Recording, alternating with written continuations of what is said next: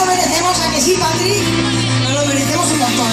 Nosotras y todas vosotras, chicas, esta canción con todo nuestro cariño para vosotras.